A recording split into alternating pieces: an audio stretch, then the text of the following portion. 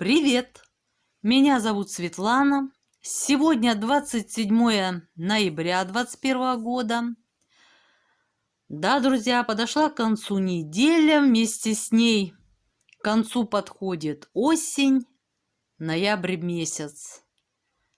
Ну, впереди нас ждет зима, новогодние праздники и очередной виток времени. А у меня на канале сейчас очередной выпуск. И сегодня, друзья, в программе у нас в начале видео, как обычно, будет отчет по вышивке за прошедшую неделю, итоги, впечатления. Во второй части видео, следуя сложившейся на канале традиции, наш клуб любителей рукодельничать, путешествуя по Средневековью, вновь распахнет свои двери. Сегодня, друзья, мы отправимся в Испанию и Португалию XIV века, чтобы перевернуть очередную страницу загадок истории Средневековья. Тайная вера маранов. В упомянутом выше XIV веке в Испании и Португалии возникло единственное в своем роде явление религиозной жизни – мараны. Так называли в этих странах евреев, которые, официально внешне приняв христианство, как правило, насильно, продолжали тайно соблюдать заповеди иудаизма и еврейские законы. Так кто же они, евреи или христиане? И если уж полноправные христиане, то зачем и почему в историю прочно вошел термин «мараны», который нельзя спутать с каким-нибудь другим феноменом религиозной жизни? Какую же веру они исповедовали? Какому Богу молились? Но пока, друзья, вернемся к первой части нашего видео. А на прошлой неделе я вышила очередную заготовку для новогодней игрушки. Вот такой Дед Мороз из сказки Александра Роу «Морозко». Ну, вот так навеяло, не знаю. Он стоит на фоне леса, за его плечами, в таком роскошном одеянии, большой широкий воротник меховой, шапка с мехом, красивая большая борода, локоны длинные такие вьющиеся у него, розовощекий красавчик. В общем, из 6 2 у меня уже готовы. Один Санта-Клаус из сказки «Золушка», такой звездочет, волшебник, сказочник. Он же в свободное время алхимик. И Дед Мороз, Морозко. Вот такие 2 персонажа, одни из моих любимых. Как в первом Санте, так и во втором присутствовали стежки 1/4 крестика, полукрестик и бэкстич.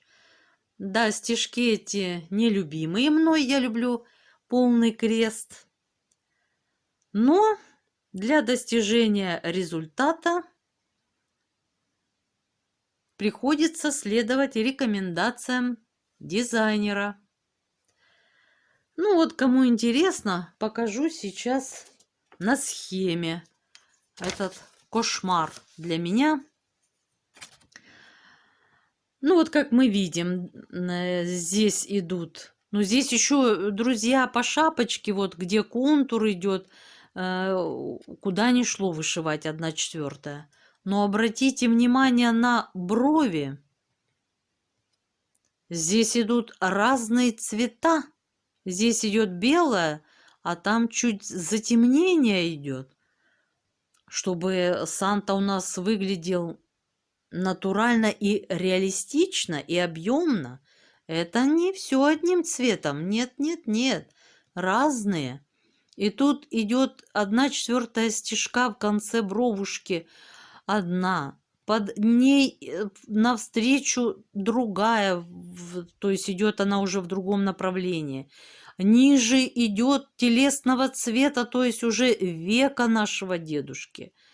А над самой бровью 1/4 крестика светло идет, как продолжение лба нашего Деда Мороза. И я с этими стежками прокладывала, чтоб не запутаться, куда-то съехала, выпарывала, обратно возвращалась. Это что-то. Та же самая история была у меня и с носом. Тоже была путаница. Ну, в общем, не скучала, пока вышивала нашего Морозку. Было очень и очень занятно. Так что так. Ну и вот такой ключ покажу вам. Вот обозначение. 1/4. Я уже хотела, вы знаете, думаю, буду вышивать крестиком, а там уже проложу этот стежок бэкстича, обозначу контур, где что заканчивается, начинается, и дело с концом. Но потом думаю, нет, ну хочется так, чтобы он естественно, и мягкие переходы были, плавные закругления. Ладно, собрала волю в кулак и погнала. Ну а что делать? Вот так. Желание иметь вот этих дедушек у себя именно вот такого вида, таких красавчиков. Ну вот на что не пойдешь, даже на вот такие стежки. Так вот, 1/4, 1/2 крестика и бэкстич.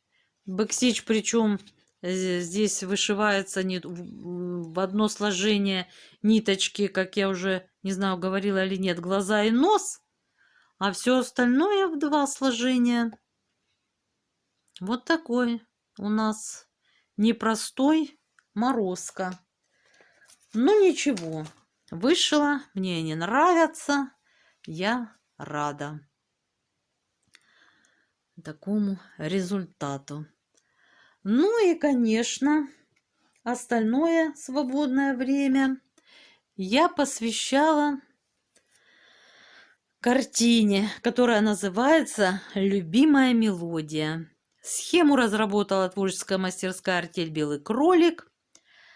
Они разрабатывали схему по картине художника Евгению Эдуарду Зампиги, как я уже говорила, одного из любимых моих художников. Да, размер схемы не маленький, 576 на 420. Это получается приблизительно 241 тысяча крестиков. Я вышиваю крестиком. Ну, друзья, 76 тысяч крестиков я уже вышила. И осталось всего 166 тысяч. Всего, да. За неделю я осилила почти 3000. Ну, а в процентах, кому интересно, это 31,4. Вот так. Да, напомню, я вышиваю крестиком 2 сложения. Нити ниточками ДМС по ключу. Канва 18 каунта Аида. Цвайгард. Иголочки 28 номера. Ну и все. Вот так. Ну и пока перед нами, друзья, картина, хочу показать, где мы с вами сейчас находимся. Если картину мы разобьем на 3 части по вертикали, то я вышиваю левую первую часть. Первый персонаж как раз вот на нашей картине Джузеппе, голубчик. Вот такой гармонист. Вышиваю я слева направо, сверху вниз иду. Вот эту часть, левую первую часть.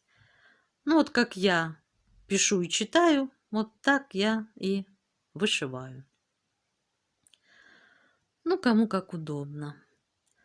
Да, немножко, конечно, я захватываю Второй персонаж, который есть на картине, это наша розочка, красавица, девица.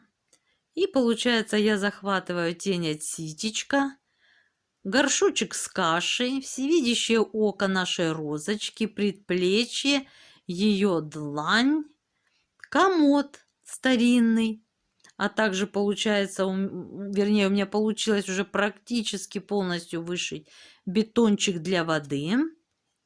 И поворачиваем влево. Ножка стола, ножки нашего Джузеппе голубчика, пеструшка, курочка красавица, хвостик хамелии и кувшин красивого такого солнечного цвета. Ну и понятно, друзья, скатерть. Сейчас я ниточки уберу. И да, друзья, скатерть уже вышита. Убираем листочек. Я вроде бы все сказала, да? В картине задействовано 200 цветов, 102 из них бленда. Так что она красочная, яркая, многоэлементная, а также многоодиночная и так далее. Я вот, кстати, вышивала и думаю, что это такое? Что-то написано или непонятно, или я уже что-то ошиблась. Что же это такое? А это, друзья, идет рисунок, а может быть даже вышивка по краю скатерти. Вот сейчас я вам приближу. Или, может быть, я сделаю сейчас вот так. Может, так будет лучше вам видно. Вот, друзья. Это, наверное, тоже вышивка. Скатерть по краю. Я так думаю, что вышита. И вот так. Так что на картине, на моей уже на вышивке, появился еще один законченный полностью элемент. Скатерть. Вот так. Уменьшаем, а то вам не видно. И увенчалась она вот такой вышивкой по краю. Ну и как вы видите, я продолжала вышивать этот солнечный красивый кувшин. Да.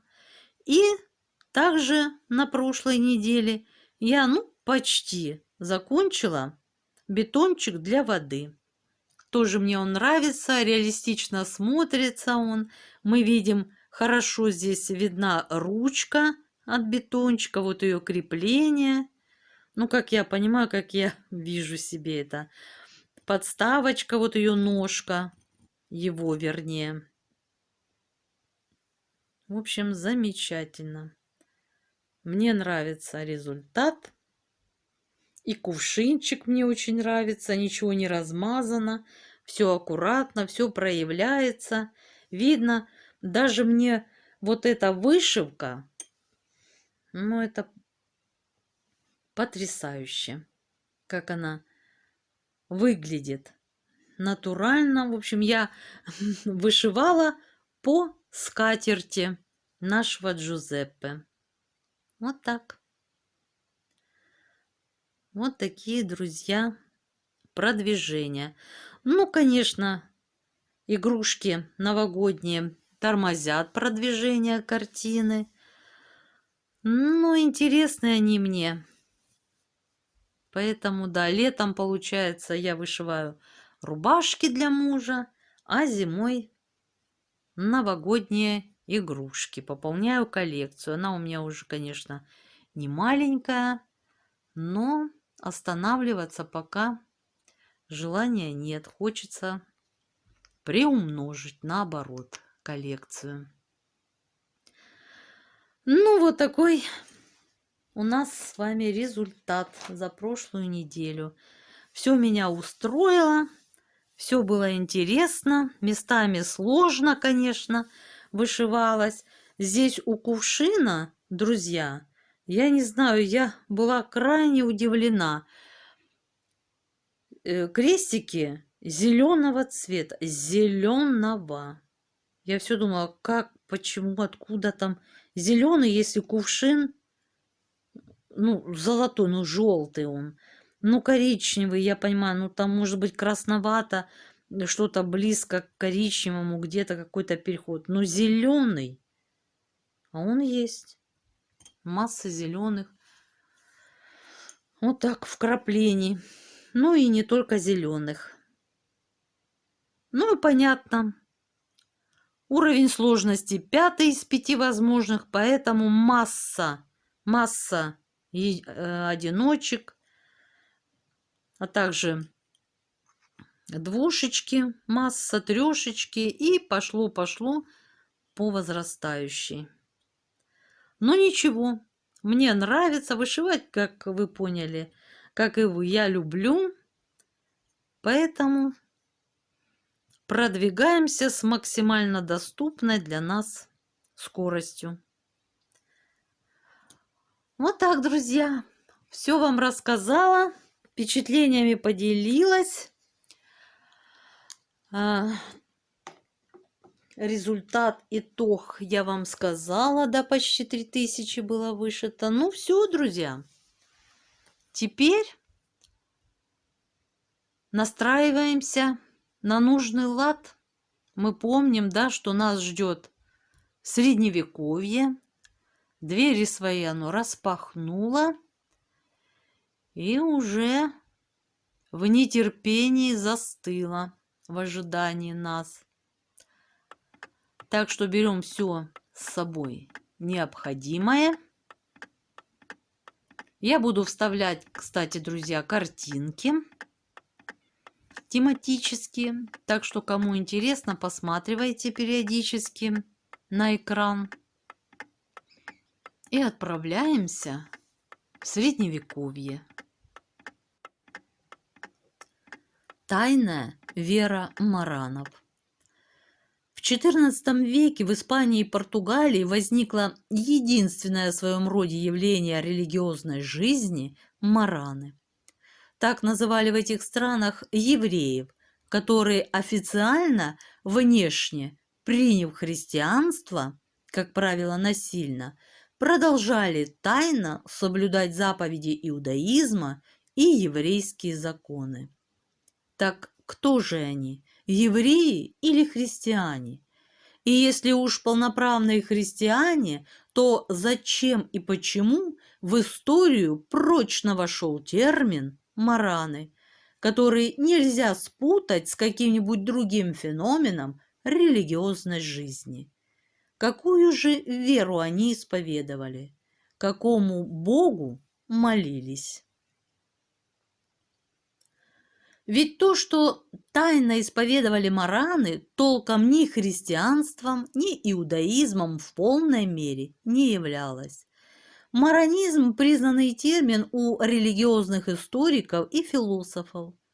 Интересно то, что по всем параметрам, являющаяся нарушением канонов ортодоксального иудаизма, вера маранов все-таки, по мнению авторитетных раввинов, под заповедь о запрете идолопоклонства не подпадала. Хотя де-юре таковым являлась. Почему же де-факто мараны были на таком особом положении? Проблема религиозной самоидентификации еврейских выкрестов, напомню, друзья, выкрест – это тот, кто принял христианство, отказавшись от другой веры. Так вот, проблема религиозной самоидентификации еврейских выкрестов и их положение среди христианского большинства были весьма противоречивы. Мараны как группа с культурной и социальной точек зрения весьма пестра. В ней есть представители элиты, придворные, ученые, есть и ремесленники, и простолюдины. Эта группа не была монолитной и с религиозной точки зрения. Среди выкрестов были насильственно крещенные, которых во время волнений 1391 года силком привели к крестильной купели. Но достаточно было и принявших новую веру по собственной воле. Кто-то это сделал из религиозных и идейных соображений, кто-то ради повышения социального статуса. Некоторые отошли от еврейской традиции еще до крещения, что облегчило им перемену религии.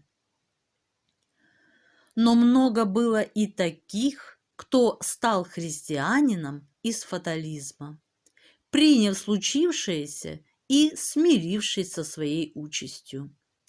Но были ли они настоящими христианами? Положение выкрестов, оказавшееся как бы между иудаизмом и христианством, было двусмысленным и нелегким. Да и отношение к ним исконных христиан было враждебным. Несмотря ни на какие перемены статуса, в них продолжали видеть чужаков, скрывших под христианской маской свою подлинную сущность. Еврейское общество также затруднялось однозначно оценить выкрестов, как из-за их пестрого социального состава, так и из-за сложных отношений, неизбежных между теми, кто остался верным своей религии, и теми, кто крестился, пусть и насильно. В принципе, согласно талмудическим источникам, насильственно крещенные мараны могли восприниматься еврейским обществом как претерпевшие собратья. Ведь еврей, даже согрешив, остается евреем. Талмуд. Кроме того, принужденного милосердный освобождает от наказания. Там же. Справедливости ради отметим, что если квалифицировать христианство как идолопоклонство, то, согласно талмудическому постановлению, еврей не может его принять, даже если это будет стоить ему жизни. Хотя и нет симметрии в отношении к маранам и новым христианам между христианским большинством и еврейским обществом Пиренейского полуострова, все же с обеих сторон выкрест сталкивался с двойственным отношением. Испанское, а позднее и португальское христианское общество в принципе стремилось ассимилировать обращенного, но одновременно считала его чужеродным элементом и боролась с ним. Еврейское общество, очевидно, стремилось считать маранов и их потомков плотью от плоти своей, но одновременно ряд авторитетов осуждал их. Как же сложилась такая ситуация в христианском мире, если еще на Четвертом Толедском соборе 633 был установлен принцип «Нельзя спасти человека насильно, а лишь по его воле». То есть нельзя навязывать христианскую веру, в которой якобы только и возможно спасение души, тем, кто не готов принять ее по свободному выбору. Церковь должна убеждать нехристиан не путем насилия, но используя их свободную волю, не пытаясь их принудить. Но вместе с тем упомянутый собор придерживался принципа, который стал в христианстве руководящим. Тех, кого уже заставили перейти в христианство, поскольку они уже приняли Божье таинство и получили благодать крещения и были помазаны священным миром и причастились плоти и крови Господа, следует заставлять придерживаться веры, которой они были принуждены и которую приняли, пусть не по своему выбору. Правда, недостатка не было в церковных законниках, требовавших аннулировать результаты насильственного крещения. Но по большей части торжествовал принцип таинство крещения остается в силе, даже если человек принял его не по своей воле.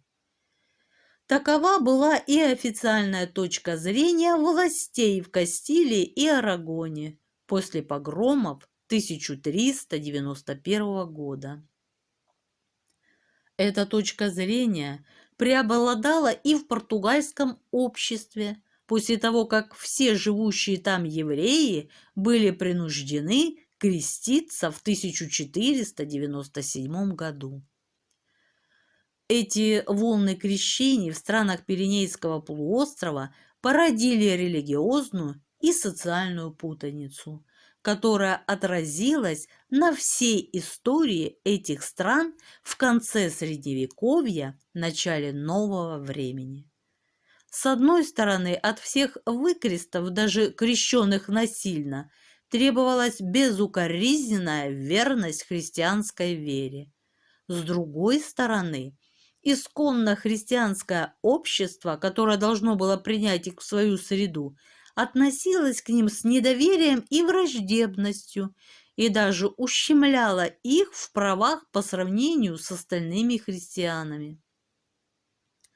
С самого начала в Кастилии и Арагоне проводилось различие между исконными христианами, родословная которых была безупречно христианской, и новыми христианами еврейского происхождения, чья вера была сомнительна. Фольклор и социальная сатира породили новые клички, такие как мараны и другие. Первые дети Израилевы появились в Испании еще во времена раннего христианства. Их существование было тихим и мирным, пока в начале V века на Иберийский полуостров не вторглись вестготы.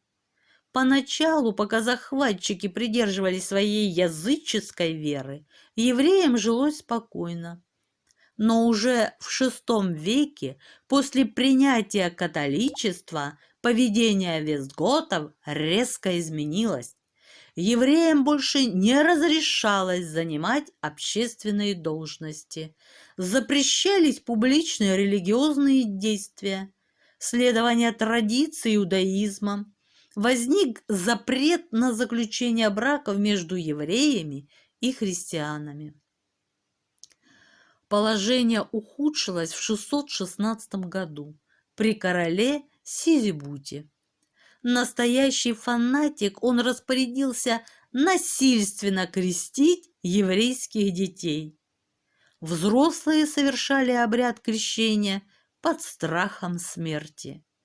Мучения евреев закончились только в 711 году, когда одна из вестготских группировок призвала на помощь арабов и берберов из Северной Африки, которых впоследствии назвали маврами.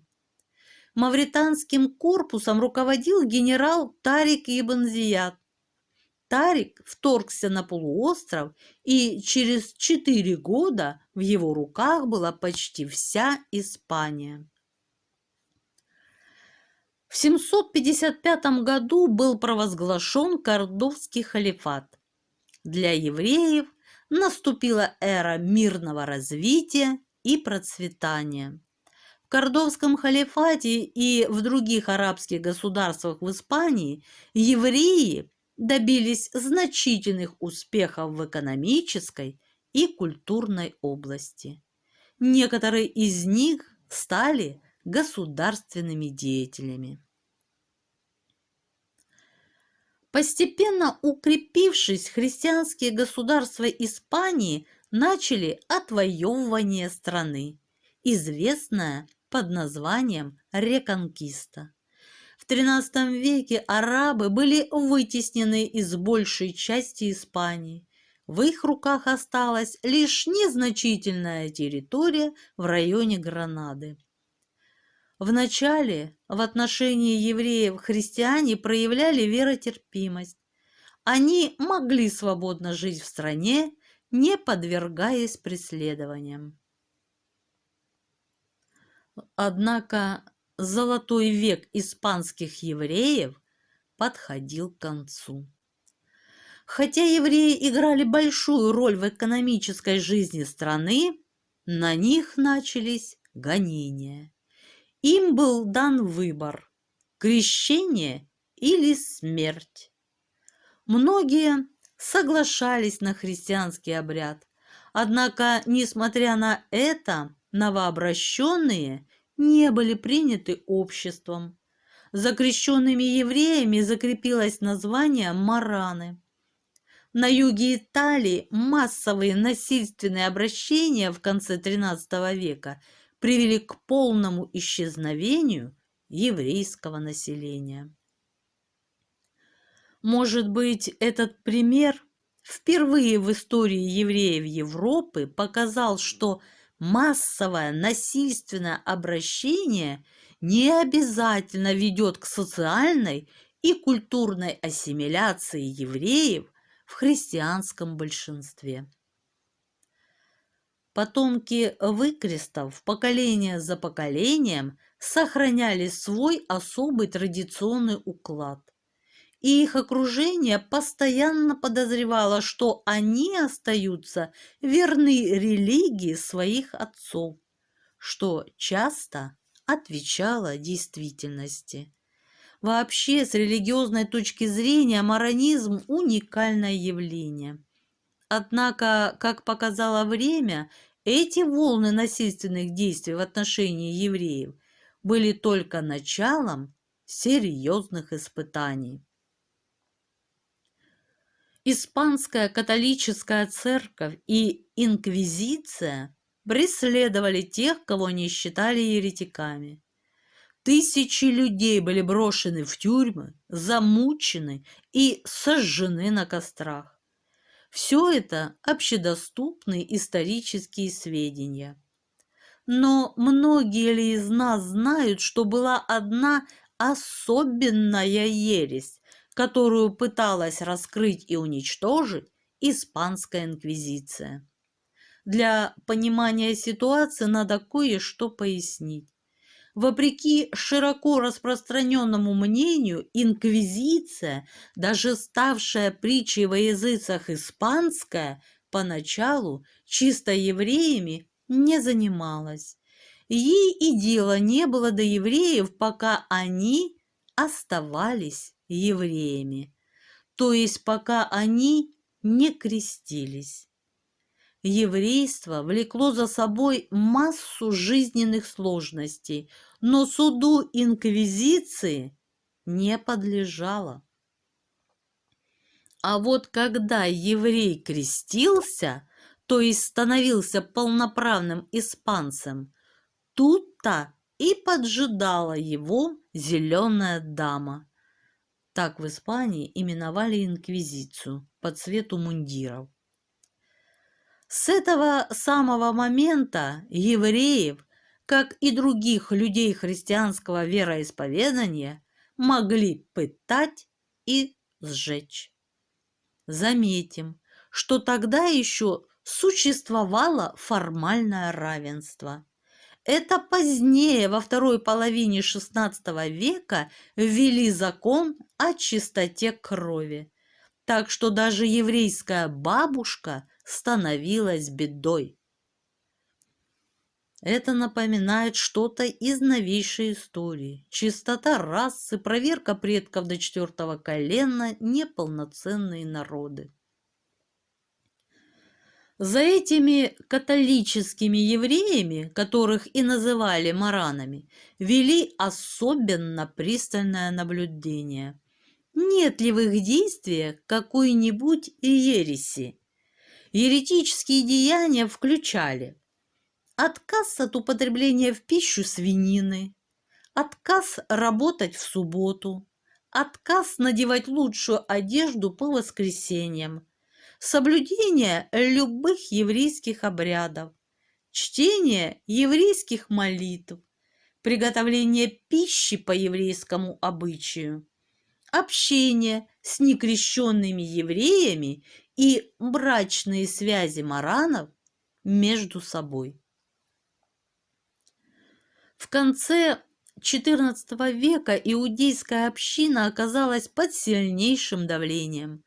Выбирая между гибелью и насильственным крещением, многие выбрали второе, часто втайне оставаясь иудеями. Мараны могли достигать высокого положения, но все равно были чужаками, носителями зла, постоянно вызывали подозрения в вероотступничестве. Власть явно благоволила к тем, кто желал представить иудеев преступниками. Церковь стремилась увеличить свое влияние в стране, а король пополнить казну. Начинается истерия ксенофобии. Расходятся фантастические слухи, якобы мараны вместе с некрещенными евреями осуществляют убийства и террористическую деятельность. Ходили слухи о заговоре в Толедо в 1445 году.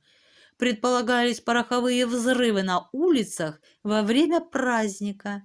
Якобы видели, как евреи разбрасывали железные капканы. Обвиняли врачей и аптекарей в причинении смерти множеству христиан. Под видом конфискации имущества происходили грабежи. Толпу провоцировали на погромы. Хотя церковные инквизиции существовали по всей Западной и Центральной Европе с XII по начало XIX столетия, инквизиция в Испании была необыкновенно жестокой и широкомасштабной. Для обнаружения скрытой преступной сущности маранов в 1480 году был учрежден трибунал инквизиции, выполнявший политический заказ. Началась эпидемия доносительства. На кострах погибли около 30 тысяч маранов. Десятки тысяч умирали под пытками. Но было необходимо доказать наглядно злокозненность евреев, после чего можно было изгнать их из Испании. Иными словами, нужен был грандиозный спектакль. В конце 1490 года 6 евреев и 5 новохристиан были обвинены в намерении погубить христианство с помощью черной магии. Адвокаты шпионили за обвиняемыми и провоцировали их. Инквизиторы прилагали усилия, чтобы добиться впечатляющих признаний, но были равнодушны к фактам. Предполагаемая жертва без имени, тела и свидетелей так и осталась фантомом. Некоторые испанские историки до сих пор, кстати, утверждают, что преступление было реальным. Приговор был вынесен 15 ноября 1491 года. Обвиняемых сожгли на следующий день. Копии приговора разослали по всем городам. Врожденное злодейство евреев было юридически доказано. Те, кто, так сказать, обращался, заслуживали не намного лучшего.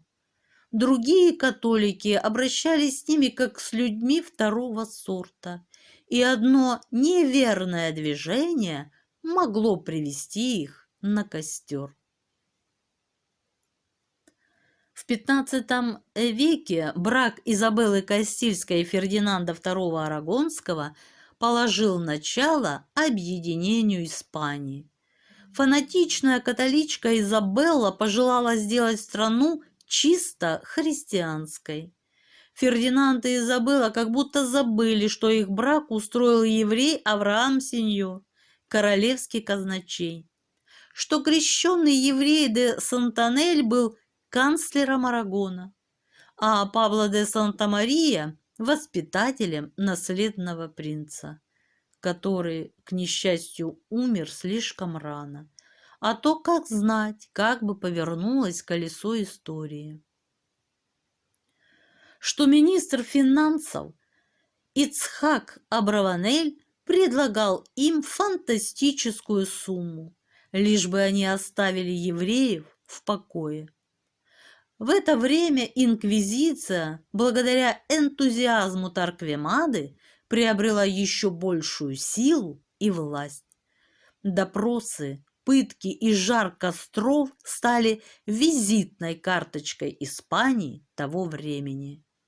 Но многие евреи не желали отрекаться от веры отцов, несмотря на страшную участь. И инквизиторы поставили евреев перед выбором – крещение или изгнание. 31 марта 1492 года их католические величества подписали эдикт об изгнании евреев из Испании, мотивированный информацией от инквизиторов и от других лиц.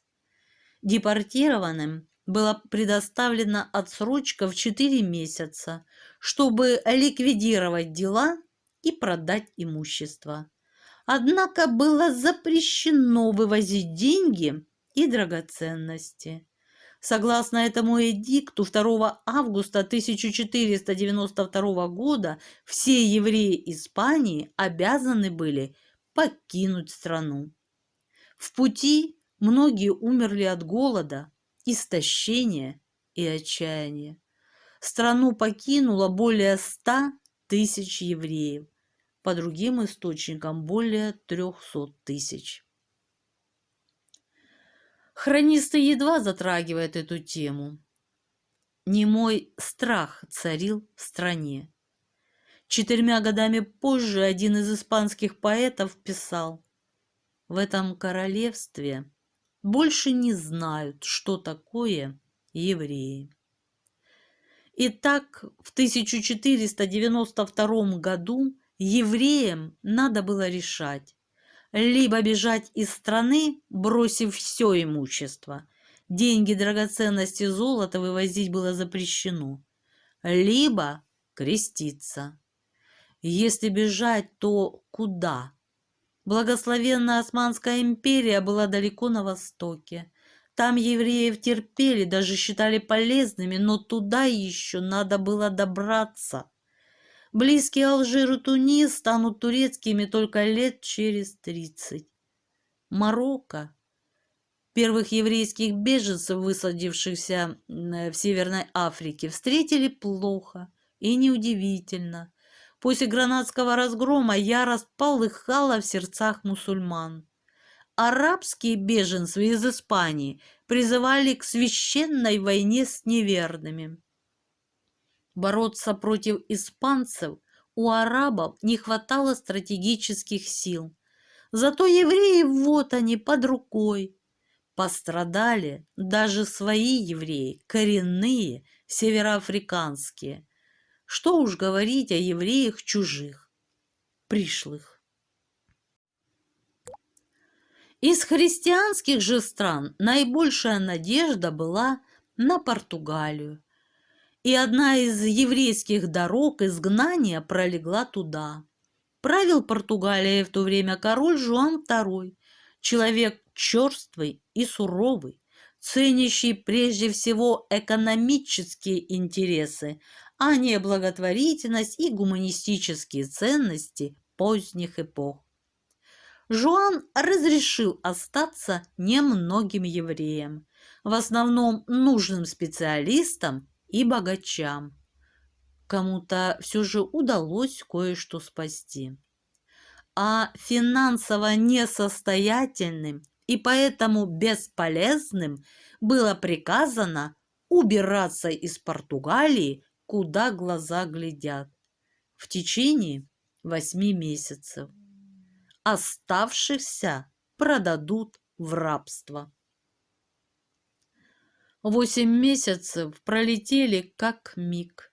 Евреи так и не смогли никуда уехать. Куда, собственно? Но тут в который раз вмешалось провидение. Наследный принц, единственный сын короля, внезапно скончался. Вслед за ним приказал долго жить и сам король. На престол взошел томившийся доселе в тюрьме королевский племянник Мануэль. А этот Мануэль был поразительно удачлив. Он так и вошел в историю как Мануэль I счастливый. При нем Португалия стала ровно на одно поколение великой мировой державой, повелительницей Востока. А почему? Может быть и потому, что Мануэль проявил к несчастным беженцам добрые чувства. То ли тяжелая школа жизни в опале его так воспитала, то ли сам сообразил, что для великодержавных деяний требуются немалые людские ресурсы, которых в небольшой Португалии совсем мало. Так или иначе, евреям было разрешено остаться. И все бы ничего, да задумал Мануэль жениться, а выбор его был весьма ограничен религиозными критериями. Его женой могла стать только инфанта испанского королевского дома. И с выбором королевской невесты случилось у евреев настоящее, так называемое, еврейское счастье. Изабелла Арагонская, как истинная наследница католических величеств, твердо заявила жениху, что нога ее не ступит в страну, где живут нехристи-евреи. Одним словом, либо евреи, либо испанская принцесса. Мануэль оказался перед нелегкой дилеммой. С одной стороны, евреи ему были нужны. Колониальные владения росли, людей катастрофически не хватало. И в этих условиях предприимчивый и образованный народ был отнюдь не лишним. С другой стороны, столь блестящие династические перспективы. Нельзя ли найти компромисс? Мануэль вызвал к себе лидеров еврейской общины и предложил следующую сделку. Евреи крестятся, так, для соблюдения внешнего приличия, то есть дома, господа, делайте, что хотите. А он, Мануэль, за это обязуется в течение 20 лет инквизицию не вводить. А что потом? Потом видно будет. А если не согласятся? Ну, тогда изгнание. В общем, все вернулось на круги своя. Отчего уехали, к тому и приехали. Хотя на этот раз вставшая перед евреями проблема выглядела менее фатальной. Кое-какой опыт имелся. Было совершенно ясно, что, допустим, в Турции евреям рады. Чтобы понять турецкий подход к проблеме, достаточно процитировать султана, сказавшего по поводу изгнания евреев из Испании примерно следующее. «И вы еще называете Фердинанда мудрым? Да ведь он разоряет свои владения и обогащает мои». Часть беженцев из Испании успела к тому времени обосноваться в Турции, так что было кому помочь. Короче, можно было сказать «нет» португальскому королю с гораздо большей уверенностью, чем в свое время испанскому. Иммануэль услышал это самое «нет». Большинство евреев отказалось креститься и предпочло изгнание. Но король вовсе не хотел отпускать евреев. Тех, которых не удалось окрестить добром, попытались окрестить силой. Хватали еврейских детей, отнимали от родителей, крестили. И тут Мануэль столкнулся с невероятным еврейским упорством. Дети убегали, взрослые умирали на дыбе. Конечно, были и отрекшиеся, но добиться массового крещения так и не удалось. В конце концов, Мануэль сдался и отпустил не пожелавших креститься в Турцию. Однако вернемся в Португалию.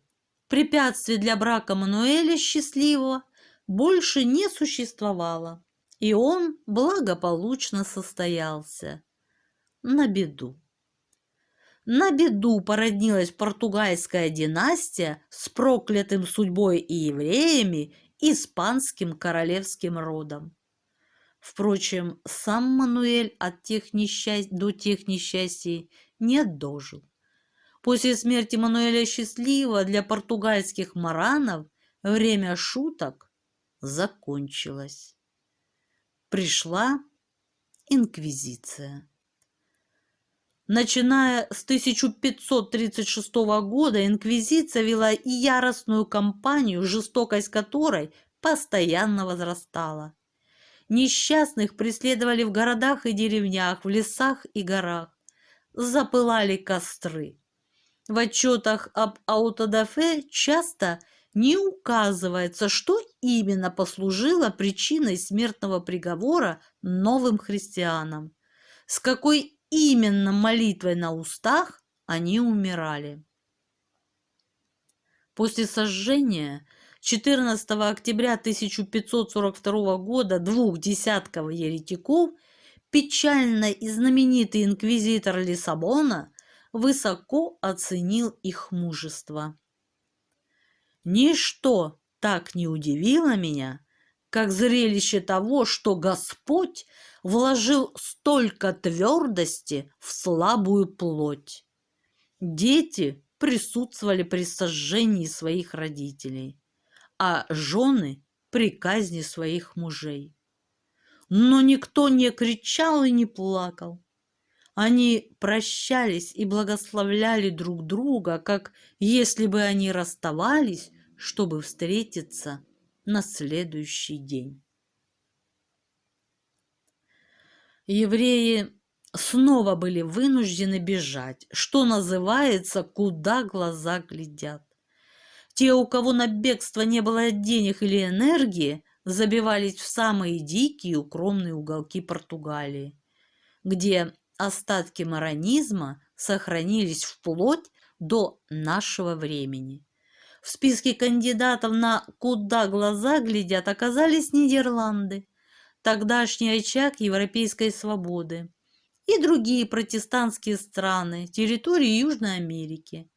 Там беженцы-мараны здорово подняли экономику, например, наладив производство сахара в торговых масштабах. Что касается религии маранов, то замаскирующим иудейское содержание христианским фасадом, который отныне был неизбежен, она постепенно изменялась. Сообщается, что некоторые тайные иудеи Португалии в конце концов сохранили от иудаизма только веру в то, что спасение, понимаемое на христианский манер, возможно, если соблюдать закон Моисея, а не закон Христа, и что у них были свои собственные святые, святая Есфи или святой Тавид. В ортодоксальном иудаизме нет и не может быть понятия, равного христианскому святому. Теология большинства из них не была столь синкретической, Но вынужденные подражать христианскому образу жизни, все мараны должны были отказаться от очевидных знаков и осязаемых проявлений иудаизма, в первую очередь от обрезания. Самые упорные делали себе обрезание на смертном одре, а также от еврейских книг. В качестве священной книги им оставалась доступной только христианская Библия. Они отбрасывали Новый Завет, но внимательно читали апокрифы, а некоторые даже находили там оправдание своему вероотступничеству, своего рода карт-бланш на демонстративное почитание истинных богов, при том, иностранных богов, при том, что в глубине своего сердца они хранили верность Богу Израиля. В самом деле, в отличие от своих испанских предшественников XV века, португальские мараны очень точно соблюдали все обряды католицизма, ходили к мессе и исповедовались, так что с полным правом они могли хвалиться, что ведут очень христианский образ жизни.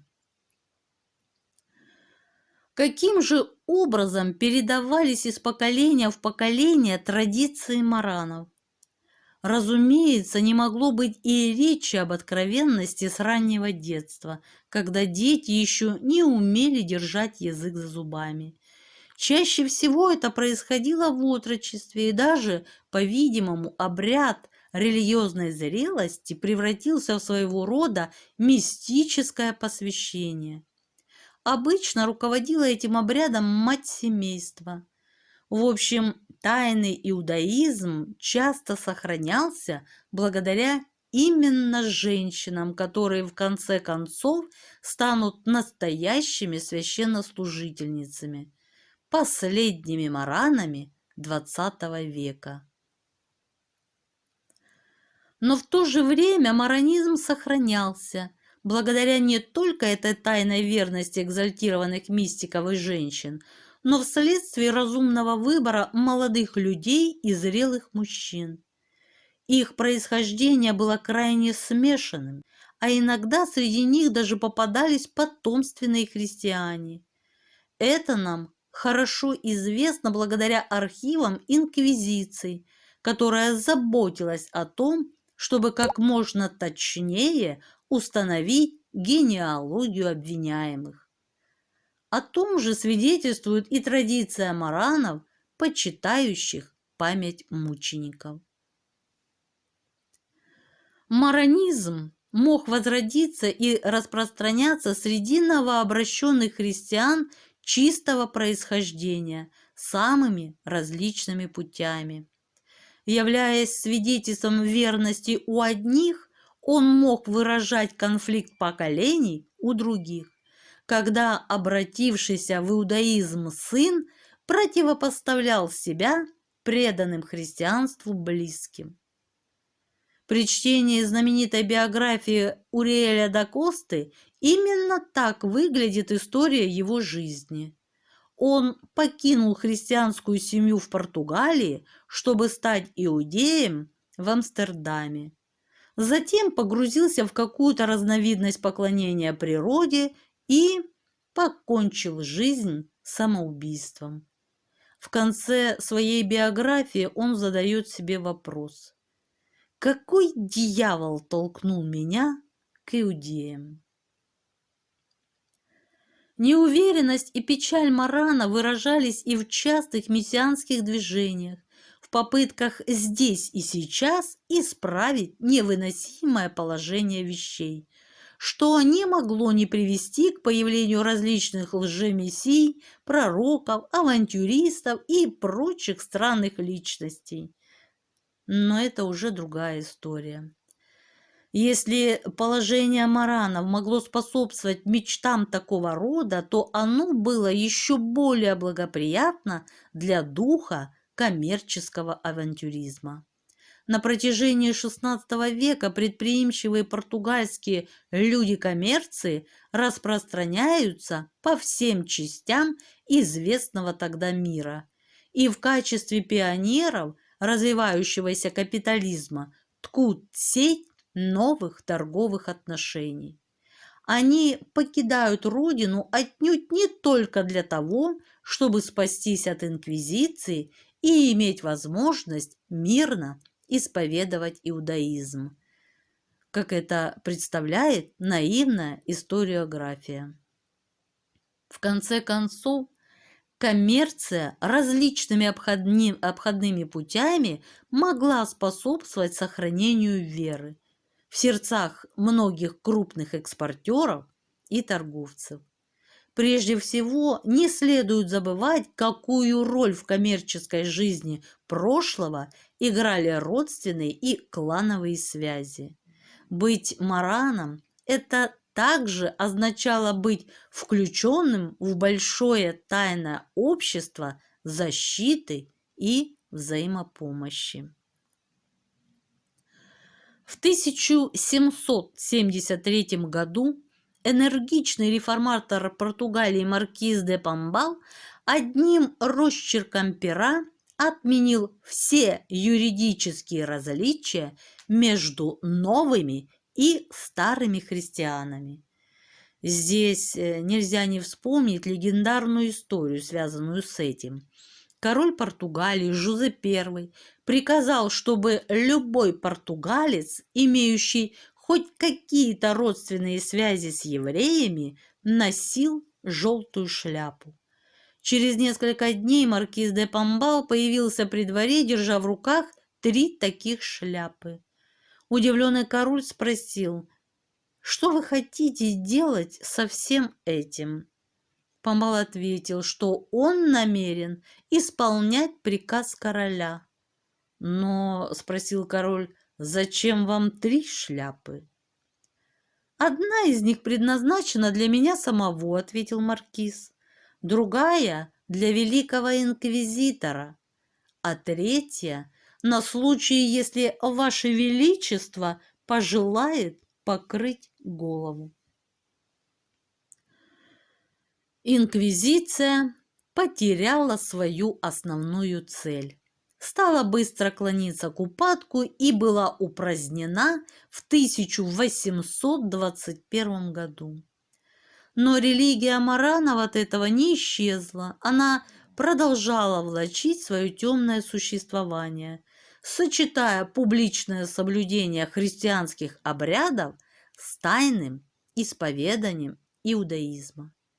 В то время как на всем протяжении XIX века евреи за Пиренеями считали, что на Иберийском полуострове исчезли все следы иудаизма, португальские мараны со своей стороны были уверены, что они остались последними и единственными евреями в мире.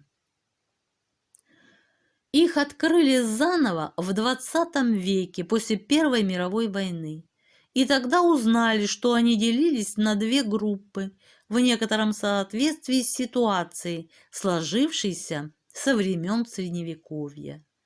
Одни – верные христиане, которых, однако, все остальное население считало евреями, другие, менее многочисленные, сами считали себя таковыми. Под воздействием своих старинных священных обязанностей они продолжали соблюдать некоторые еврейские праздники, читали по-португальски древние молитвы и отвергали за закрытыми дверями того же самого Христа, чью божественность они славили в церквях. Всего их насчитывалось несколько тысяч. Они жили в отдаленных районах Северной Португалии. Вот так, друзья. А на сегодня все. Пишите комментарии, впечатления, ваше мнение. Мне очень интересно. Ставьте лайки, дизлайки. Я желаю всем мира, здоровья и всяческого благополучия. А на сегодня все. Пока-пока.